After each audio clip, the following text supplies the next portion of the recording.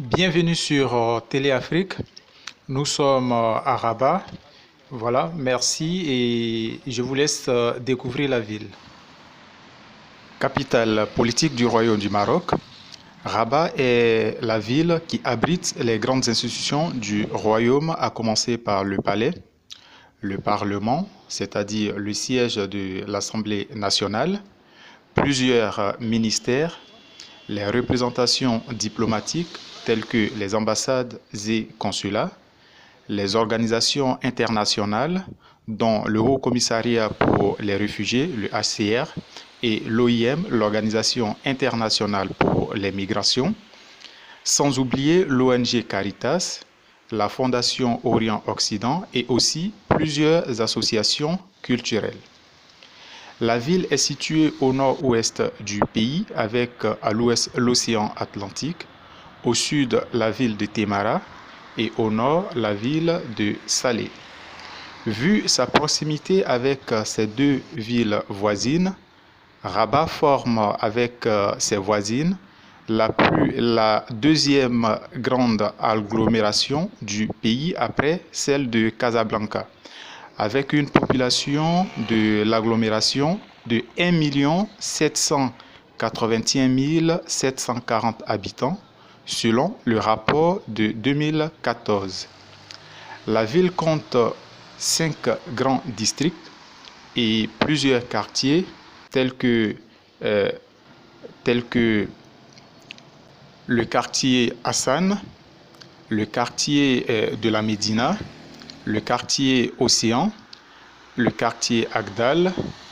Vous avez celui-ci, Youssoufia, Haïriad, Takadoum, Akari et bien d'autres quartiers.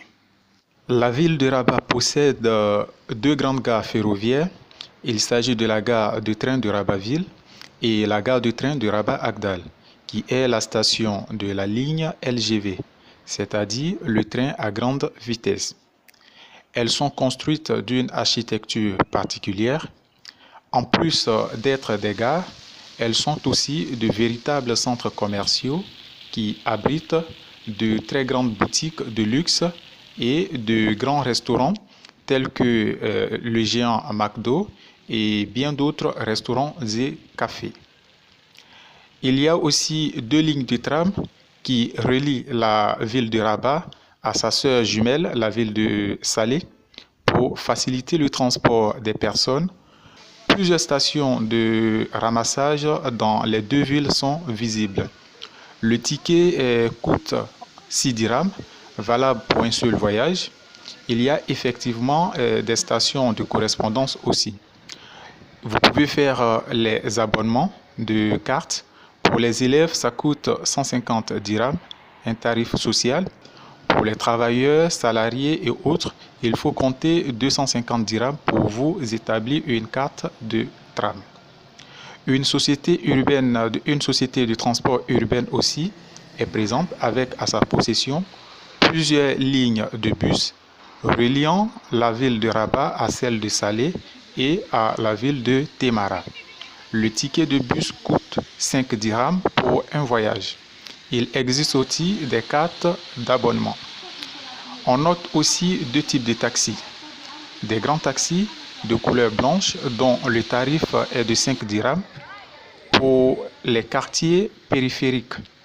Actuellement, le taxi coûte 6 dirhams pour des raisons de Covid et le nombre de passagers est réduit. Le tarif aussi du taxi peut varier en fonction des distances entre les quartiers et les villes à rallier. Des petits taxis de couleur bleue qui circulent dans tous les coins de la ville sont visibles un peu partout. Ils sont dotés d'un compteur qui détermine le prix en fonction de la distance. La ville dispose aussi d'une grande gare routière pour les autocars. Un aéroport international est situé dans la ville voisine, mais qui porte le nom de l'aéroport international Rabat-Salé. Économiquement parlant, la ville est très bien située, positionnée, puisqu'elle a une économie prospère. Elle est la deuxième agglomération du pays après Casablanca. En dehors de l'administration et des entreprises publiques, la ville possède plusieurs quartiers d'affaires. Ces quartiers abritent de nombreuses entreprises vertes. Il s'agit bien sûr des géants des centres d'appel, le digital. Vous pouvez trouver parmi ces géants le multinational Intelsia, qui dispose de plusieurs sites dans la ville, ainsi que Citel, qui est très bien représenté. On note aussi également la présence de WebHelp, qui a ses bureaux, ses sièges dans la plupart des quartiers chauds de la ville. Vous avez aussi ADM Value, sans oublier UX Center et bien d'autres centres d'appel.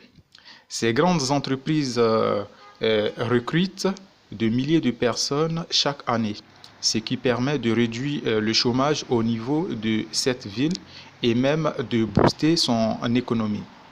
La ville abrite également les sièges de plusieurs entreprises publiques, mais aussi certaines multinationales. Parmi ces entreprises, vous notez Maroc Télécom, le siège de Maroc Télécom que vous voyez. Ensuite, vous avez le siège de la CDG, aussi le siège de la Banque Crédit Agricole du Maroc. Vous avez le siège de la Poste du Maroc, l'entreprise Thales. Vous avez l'entreprise aussi Holcim, qui est une multinationale. Vous avez aussi plusieurs autres grandes entreprises qui ont leur siège au niveau de la ville de Rabat. En matière d'infrastructures hôtelières, la ville de Rabat dispose de plusieurs grands hôtels 5 étoiles, à commencer par l'hôtel de Rabat, qui est un hôtel 5 étoiles qui reçoit de grandes personnalités. Idem pour le Golden Tulip Farah, qui est très bien représenté, un grand hôtel 5 étoiles, sans oublier le géant Sofitel, qui est aussi localisé dans un quartier luxueux de la ville, et plusieurs autres hôtels qui inondent la ville. La gastronomie ajoute une couleur de plus à cette ville. Vous remarquerez à Rabat que cette ville est arrosée de plusieurs grands restaurants et cafés. Le géant McDo est très présent dans tous les quartiers d'affaires, mais aussi dans les grands centres commerciaux et supermarchés.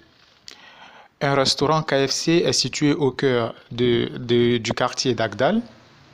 On remarque également la présence de plusieurs restaurants internationaux, des restaurants européens, sans oublier de nombreux restaurants locaux et un nombre important de fast-food.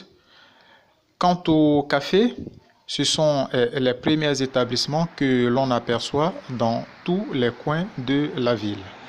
Au niveau de l'immobilier et de l'habitat, c'est un véritable boom.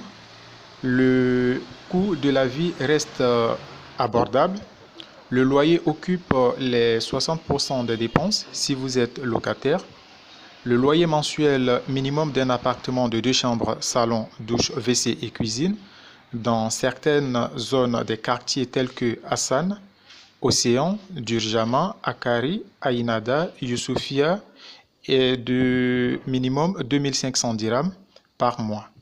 Par contre, on trouve plusieurs habitats sociaux où le prix peut être un peu plus bas.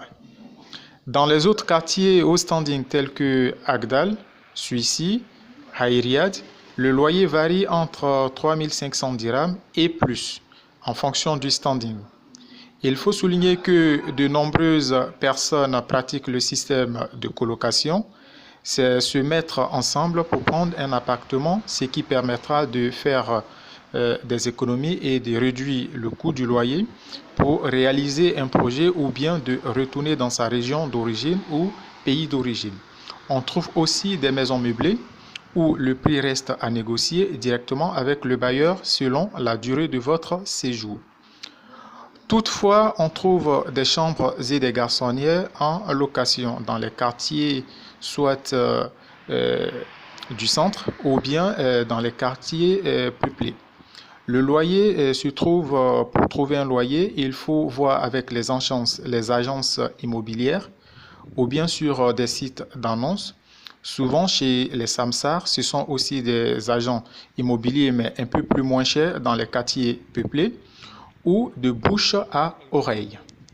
Pour la cuisine et la pâtisserie, les prix des fruits et légumes et denrées alimentaires sont abordables dans toute la ville.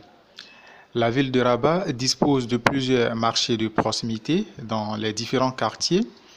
On trouve un peu de tout, de la tomate, de l'oignon, de la carotte, des aubergines, en quelque sorte toutes sortes de légumes. Et aussi, il y a de la volaille. Le poulet reste la viande de tous les jours pour sa disponibilité et pour son faible coût. La ville dispose effectivement d'un grand abattoir de volaille qui est situé dans le quartier Yacoub El Mansour. Il y a aussi un marché de gros pour ravitailler les autres marchés en légumes et autres denrées alimentaires.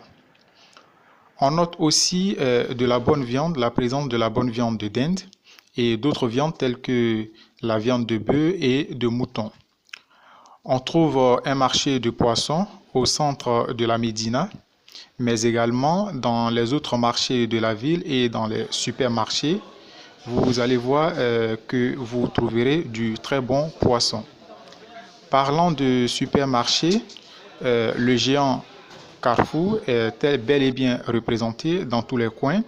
Vous avez aussi le supermarché Marjan, le supermarché Aswak Salam, BIM aussi est visible partout et d'autres mini-markets qui sont très présents un peu partout dans toutes les villes, sans compter tout ce que vous avez comme alimentation générale dans les boutiques des quartiers périphériques. On trouve aussi un grand mall, plusieurs malls d'ailleurs, dans la ville.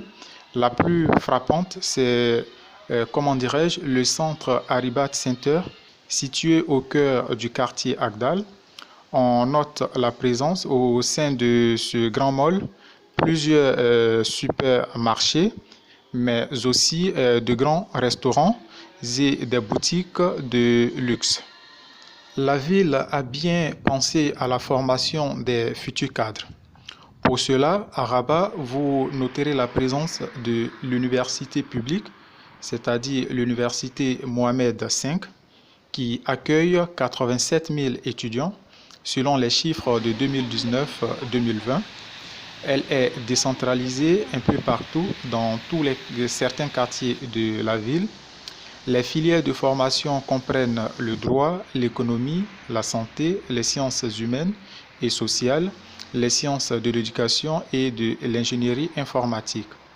La ville abrite une cité universitaire internationale pour les étudiants étrangers ayant bénéficié des bourses octroyées par l'Agence marocaine pour la coopération internationale. De nombreux autres établissements d'enseignement supérieur public sont installés à Rabat, tels que l'École nationale d'architecture, l'Institut national des postes et télécommunications, l'Institut agronomique et vétérinaire Hassan II, l'École nationale d'industrie minérale, l'Institut national de statistique et de l'économie appliquée, l'Académie marocaine des études diplomatiques et l'Université internationale de Rabat.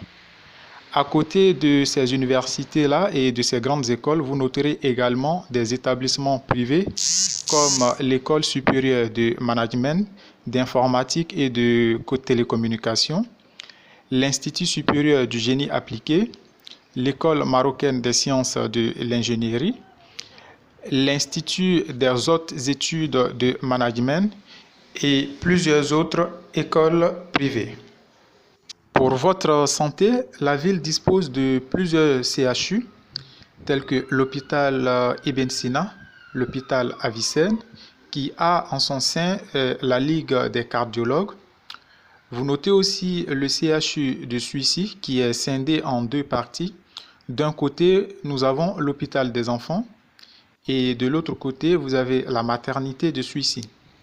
Le CHU des Orangers, qui est une maison de reproduction, l'hôpital des spécialités, l'hôpital militaire scindé en deux. D'un côté, vous avez la clinique et de l'autre côté, vous avez l'hôpital public.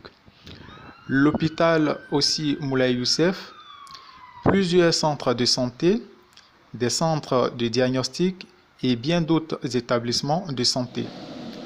À côté de ces établissements publics-là, vous avez aussi un nombre remarquable de plusieurs grandes cliniques, des centres de radiologie, des laboratoires d'analyse,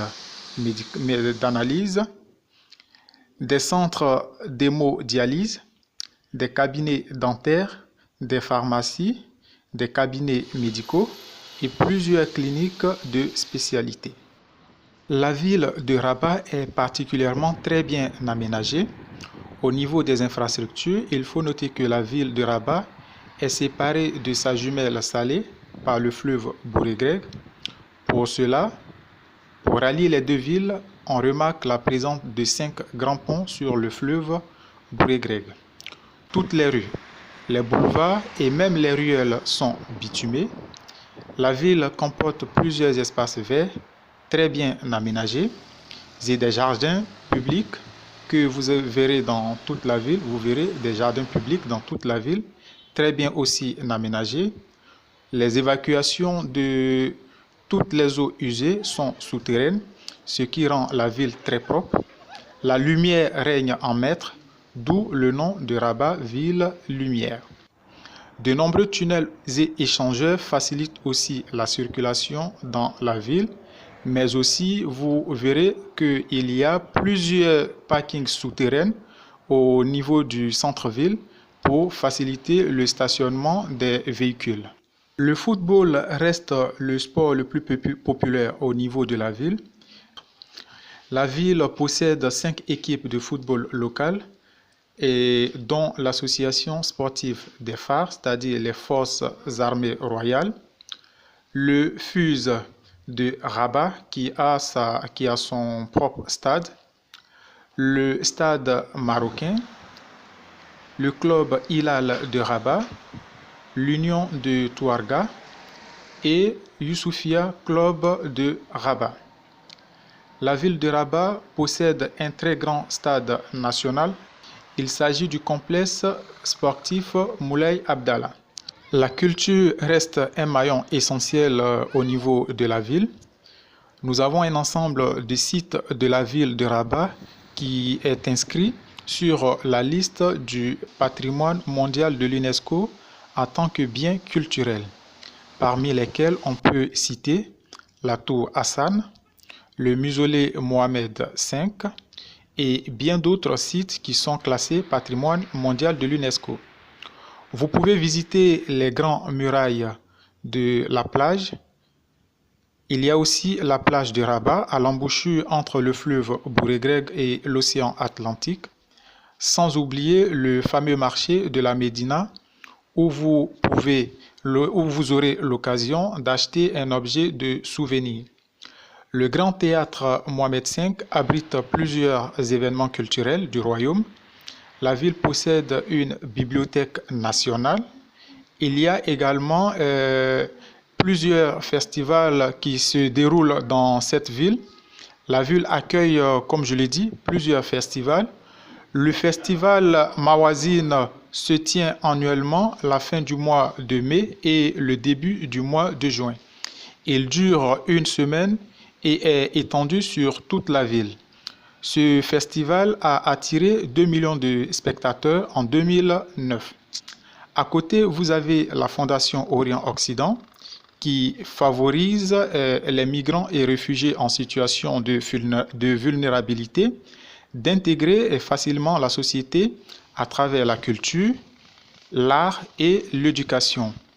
Pour cela, elle organise plusieurs formations gratuites pour certains migrants, sans oublier son grand festival Rabat Africa qui réunit sur scène plusieurs artistes locaux, mais aussi des artistes issus des rangs des migrants.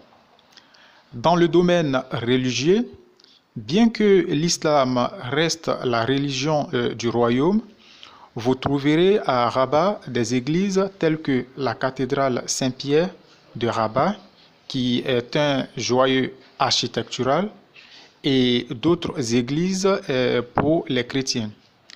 On dira que l'islam et le christianisme se côtoient à Rabat. De l'autre côté, vous verrez plusieurs mosquées le long de la ville. Et comme je l'ai dit, vous allez voir aussi souvent des églises pour les chrétiens pour qu'ils puissent faire leur culte. Nous sommes à la fin de notre vidéo. Merci de nous laisser un petit commentaire. Merci de liker, un petit pouce bleu. Et n'oubliez surtout pas de vous abonner, activer la cloche de notification et partager nos contenus pour pouvoir agrandir notre communauté. Merci beaucoup et à très bientôt pour une nouvelle vidéo.